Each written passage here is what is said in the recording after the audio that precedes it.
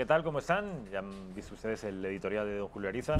Me acompaña, bueno, pues un caballero que nos ha acompañado en otras ocasiones, que ha estado aquí con nosotros en la redacción abierta en otras ocasiones, y responde al nombre de Santiago Trancón. Santiago, ¿cómo estás?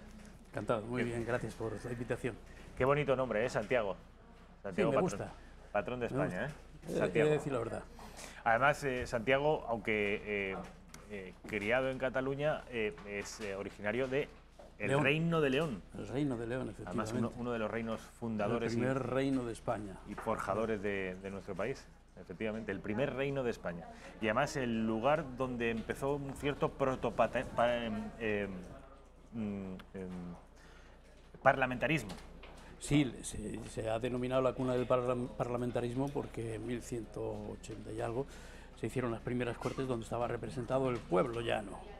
Que eso era una novedad en la Edad Media, donde todo era los estamentos aristocráticos los únicos que decidían con el rey, pero el rey decidió que también había que hacer caso a las comunidades, a los pueblos, a las ciudades, y eso creó un embrión de parlamentarismo. Se ha reconocido por la ONU como ser la cuna del parlamentarismo. También los primeros decretos de corte legal, democrático, reconociendo también el poder pues, del pueblo y de las juntas vecinales, de lo cual también está ahí. Es decir, hubo ahí un embrión de democracia avanzada antes de la letra y acomodada a los tiempos, muy interesante, que está bien reconocerlo. Es un embrión... que no fue Inglaterra la que inventó el parlamentarismo. Un embrión de una suerte de pseudodemocracia, Avalet, como decía Santiago, y que muchas veces se le concede ese privilegio y ese carácter pionero a los anglosajones, como en casi todo en la vida y en la historia, pero no somos nosotros, y más concretamente los leoneses los que tienen y disfrutan de ese honor. Además, ni más ni menos que el presidente del gobierno se equivocó, el anterior presidente del gobierno, sí, al concederle a los anglosajones y no a los propios leoneses ese carácter de pioneros en el parlamentarismo. Bueno, Santiago Trancón, ya saben ustedes que es miembro de este partido, que a mí me resulta muy interesante y muy atractivo, que es Decide, centro izquierda de España. Exactamente. Que yo no sabía, Santiago, me voy enterando poco a poco de miembros de tu partido que van pasando por aquí y que es a posteriori cuando sé que son miembros de Decide, como por ejemplo Pedro Insúa, que estuvo aquí para hablar de su libro 1492, España contra sus fantasmas. Pedro Insúa, una cabeza brillante, es miembro también de Decide. Sí, me alegra que vengan aquí por lo que son y no por ser miembros de Decide, y que luego a posteriori te enteres y digas, pues eso me da confianza en el proyecto, porque realmente estamos reuniendo primero, yo digo, la inteligencia en el sentido más humilde de la palabra, pero la gente, digamos, que tiene más inquietud intelectual respecto a lo que está pasando en el país y que intenta articular un discurso y unas ideas que sean coherentes, en este caso, desde el punto de vista de la izquierda y el centro izquierda, que es donde más se necesitan, ¿no? Entonces, Pedro Insúa es posiblemente hoy uno de los pensadores más estimulantes y más creativos que ha entrado de lleno a intentar unir el discurso filosófico con la revisión histórica y con encarar los problemas de hoy desde esa perspectiva, no quedarse en una especie de reino intelectual abstracto, sino incidir en la realidad, no separar el pensamiento de la intervención política y de la realidad, y por eso está dentro de nuestro proyecto en el Consejo Nacional y colaborando, interviniendo. Y a la otra persona que también ha pasado por aquí y que tiene la misma valdría, la misma reflexión, es esa, que no viene a decirte, mira, soy de Decide, de este partido, a ver si me habla. No, te viene a hablar de un libro, también, de un trabajo intelectual, de unos artículos, de una defensa de unos principios, en este caso de denuncia de lo que es el nacionalismo catalán, pero con toda su proyección en lo que es la concepción de España. Estamos hablando de Pau Guix, un catalán que es hijo de una charnega, por eso se llama, el libro lo titula El hijo de la africana, porque a esa charnega la llamaban la africana en Cataluña. Cuando yo llegué, a la mayoría, hace muchísimos años, pues los que no eran catalanes eran murcianos o africanos directamente, como era esto.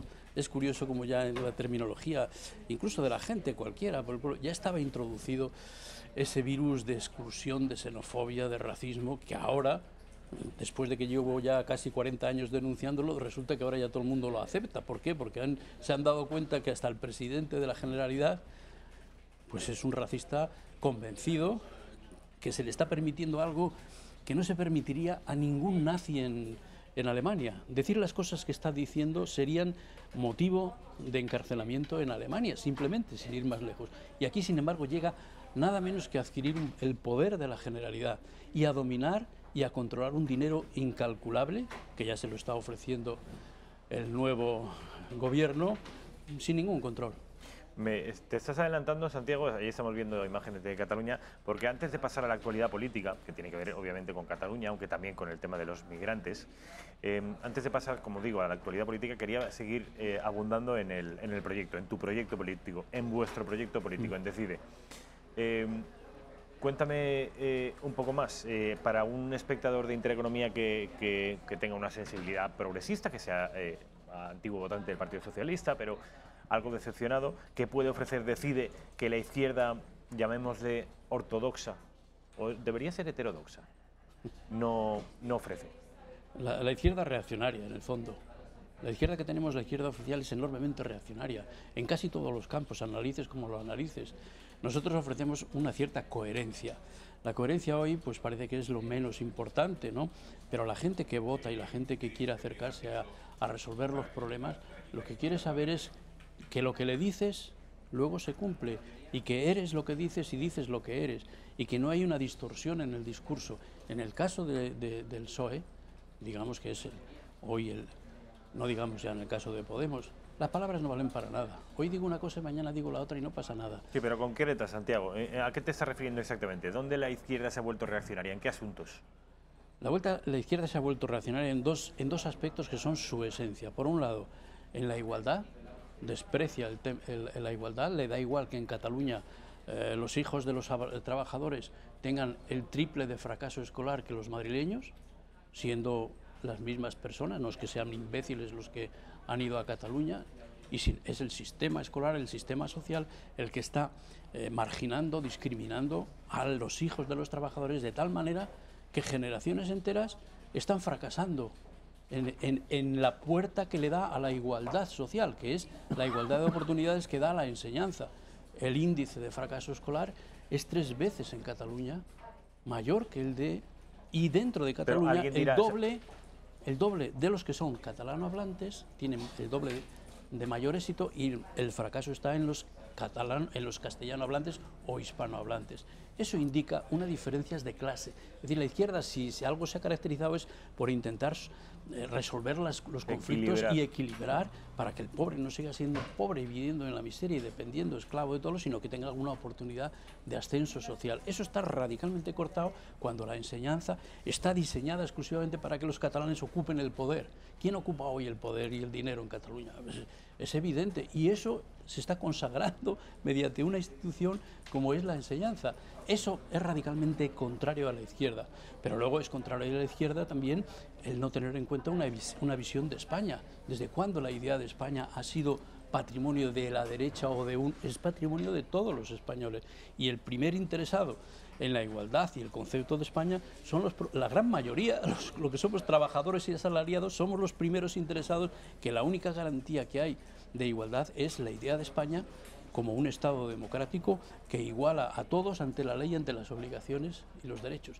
Eso es de un elemental que ir en contra de ello y luego encima pues alardear y comprarse un chalet de 800.000 euros para defender esa posición, pues es alucinante. O alardear que se está con eso y al mismo tiempo se está favoreciendo el independentismo descaradamente en Cataluña y abriéndole las puertas. Todo es de una incoherencia absoluta. Entonces nosotros como partido asumimos ese doble reto. El que la izquierda se une a la nación y la izquierda busque la igualdad. Es decir, el PSOE no es un partido, ya ha degradado las palabras más nobles. La palabra socialista hoy día está tan degradada. ¿Por qué? Porque ni siquiera ha sido coherente con defender los intereses de la mayoría de los trabajadores. Está al servicio de minorías corruptas y puramente poderosas, pero lo que tiene habilidad es para disimularlo. Entonces, ese discurso, vamos a ver, yo de pequeño oía mucho aquello de los sepulcros blanqueados. Es hora de recuperar esa frase tan hermosa. Es un atajo de sepulcros blanqueados que ocultan la podredumbre, la corrupción, la miseria, el engaño, detrás de grandes palabras y lo único que se impone es la impostura y la mentira y la manipulación. ¿Cómo lo hacen? Pues porque hoy desgraciadamente tenemos medios poderosísimos para poderlo hacer, que antes era la ignorancia simplemente, pero ahora no es la ignorancia, ahora es la ignorancia informada, es decir, la manipulación con los datos. Cualquier aspecto que analices un poco seriamente no se sostiene un mínimo análisis racional. Santiago. Entonces nosotros, perdóname porque me preguntabas lo del centro izquierda, lo que queremos es animar a toda la gente que está en esa situación de incomodidad con todo lo que está pasando, que pase del cabreo y de la indignación y de la charla de café a comprometerse mínimamente y afiliarse, en este caso, a un partido que tiene las ideas claras, que pone la honestidad y la claridad de las ideas por encima de todo y que lo pueden comprobar integrándose en ese proyecto, porque hay mucha gente desamparada, perdida, cabreada, decepcionada, que pasan de la resignación a la indignación, de la indignación al mirar para otro lado, en fin. ¿Dónde la gente puede interesarse y puede informarse más exhaustivamente sobre el proyecto? ¿En qué dirección web? Muy fácil, es decide.org.es. org.es es el dominio, decide, que es una D sola, y CIDE como suena, de Centro Izquierda de España, org.es. Tenemos una página web, hay cientos de artículos, hay cientos de documentos, hay un corpus, digamos, de definición política que se puede revisar de arriba abajo y todo el mundo va a encontrar ahí claridad de ideas. Y luego pues una paginita donde pone afiliación.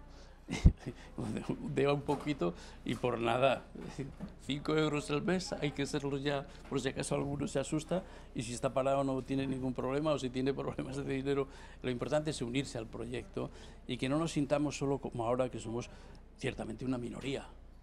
No vamos a inventarnos que somos una minoría activa, una minoría muy consciente, una minoría preparada. Los nombres de que hemos hablado, podíamos añadir el de Antonio Robles, un histórico de la resistencia y del pensamiento. Santiago Trancón, Antonio Robles, Pedro Insua, Pau Guix. En fin, ahora, bueno, no digo otros nombres porque algunos, pues bueno, quieren tener ser ellos los que decían, pero hay muchísima más gente de este nivel de compromiso real que está aportando su idea y demostrando que la izquierda tiene que resucitar. La izquierda no puede ser esta degeneración, que tiene que tener un impulso positivo y que, como hay mucha gente, la mayoría en España sigue sintiendo que está dentro de ese ámbito un poquito amplio de la izquierda, del centro izquierda.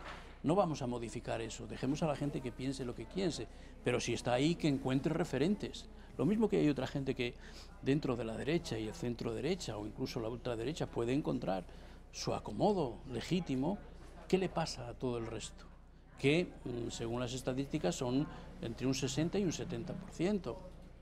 España es un país efectivamente ligeramente... Eso no se ha cambiado. Ligeramente escolado. No quiere decir que la ideología de izquierdas es una cosa y otra cosa es digamos, sentirse dentro de un espectro ideológico y político, dentro de eso que decimos la preocupación por los problemas de la mayoría.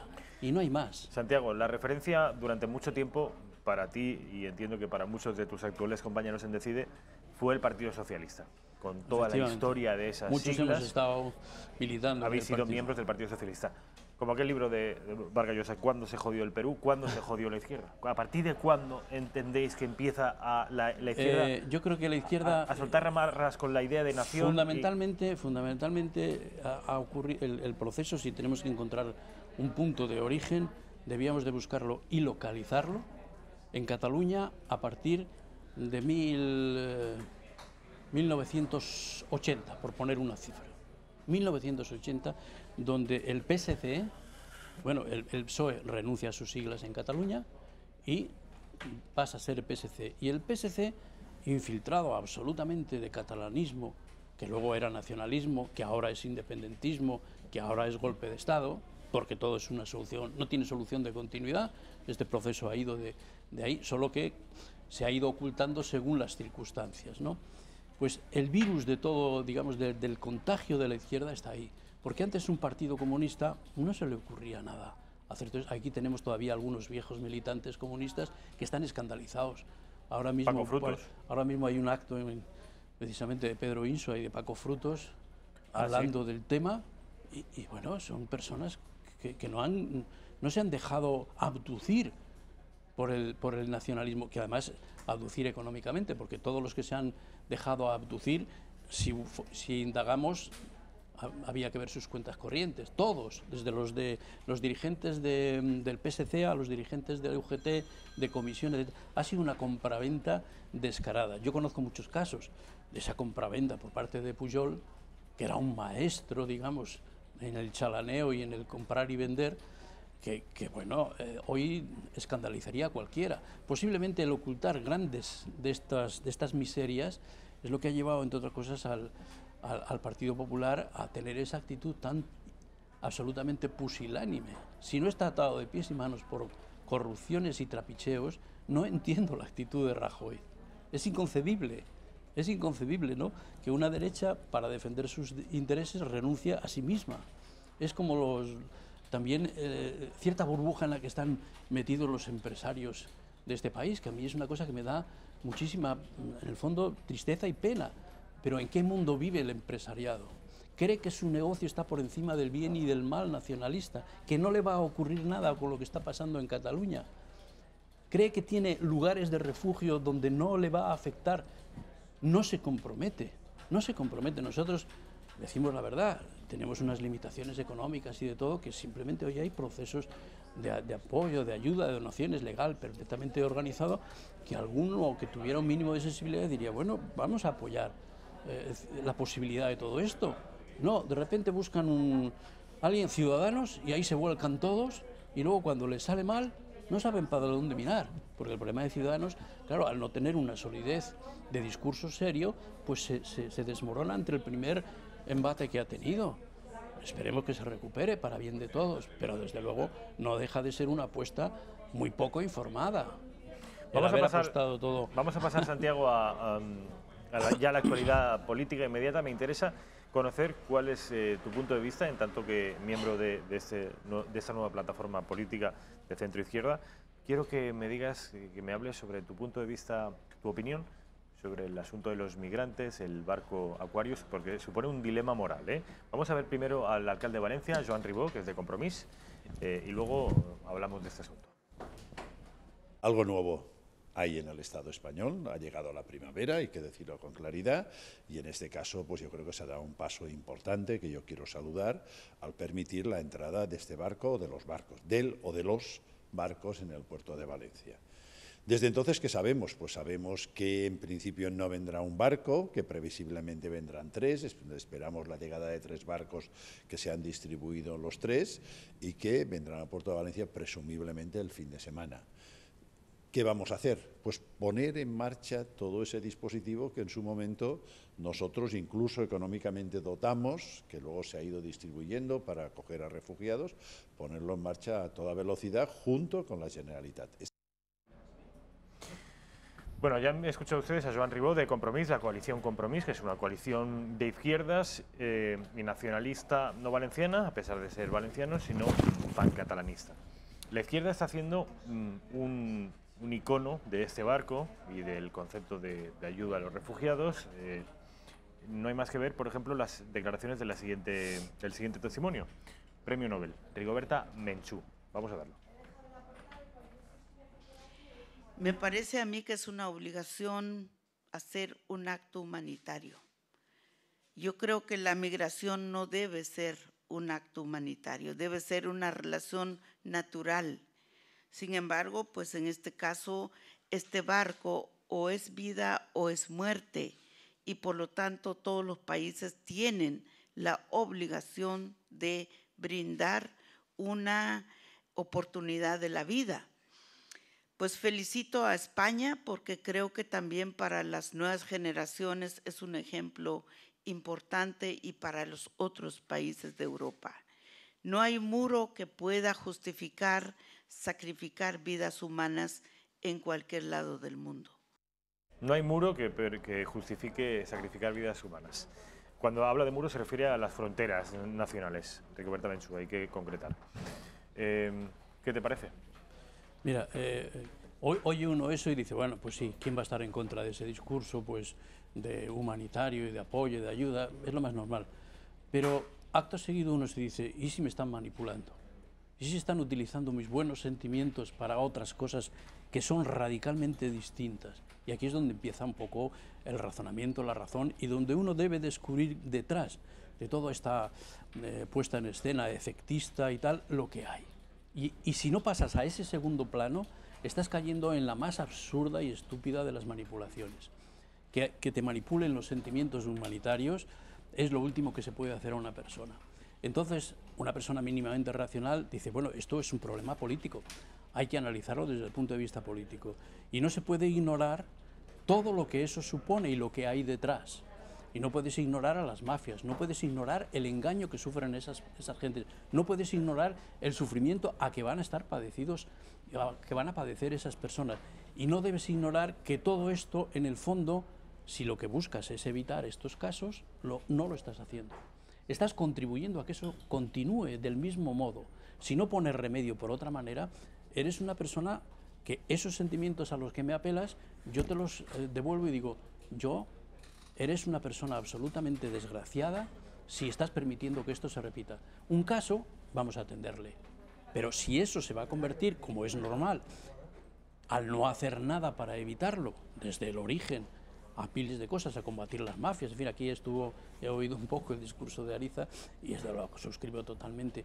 Entonces no puedes ignorar también los efectos, que si esos efectos son contrarios a lo que estás buscando, vas a crear más sufrimiento todavía.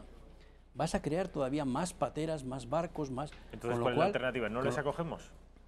Vamos, no les acogemos, no, pero hay que tener en cuenta, en este caso sí, lógicamente, bueno, hagamos un acto, digamos, mínimamente de humanidad, eso nadie lo pone en duda. Pero lo que no puede ser es que permitas que esto se repita un día y otro, y ahora no sea un barco, sino mañana 2 y mañana 5, y que en el origen no lo trates de evitar, el origen que está en los países de donde provienen estas personas. Vamos a ver, todo el dinero que se puede gastar en la acogida, el recogimiento, todo esto es una ingente cantidad de dinero que podía ir perfectamente a evitar en origen que se produjeran todo esto. Y no caer, claro, en la idea de que puramente una persona que esté en situaciones precarias solo es esa. Porque quiero decir, yo si me pongo a recoger a todos los sin techo de Madrid y de Barcelona y los meto en un barco, puedo provocar la misma efusión de solidaridad y los tienes aquí. Luego, pues, oye, busca una solución. Lo socialista, lo de la izquierda, lo de lo como quieras llamar, es resolver el problema del dolor y el sufrimiento de una gran mayoría. Y si lo que haces no va dirigido y no conduce a eso, estás siendo un hipócrita, porque estás consagrando que estos casos se repitan diariamente y además que favorezcan a las mafias. Y luego cuenta todos los efectos. ¿Qué efectos está produciendo en Italia? ¿No te importa el efecto que está produciendo en Italia? En Italia están encantados. Es decir, lo que aquí supuestamente son, oh, qué maravilloso gobierno tenemos, ya ha habido, sobre todo la exhibición obscena de que un gesto de estos, que no deja de ser un gesto de humanidad, del que no tiene mayor trascendencia, se convierta en el gran emblema del nuevo gobierno. Vamos a ver, es tirar un fuego de artificio en medio de la noche sigue oscura. Tú puedes tirar un cohete, pero si vas en un coche y no se ve nada, acabarás estrellándote con el abismo y no te sirve para nada todos los fuegos artificiales. Este gobierno vive del efectismo y cree que como no tiene otra responsabilidad de 4 años a la larga, pues lo va a poder hacer. Ahora es el Borrell, ahora es la Maricel, ahora el Pedro Luque, ahora los refugiados, y se apuntará a todo.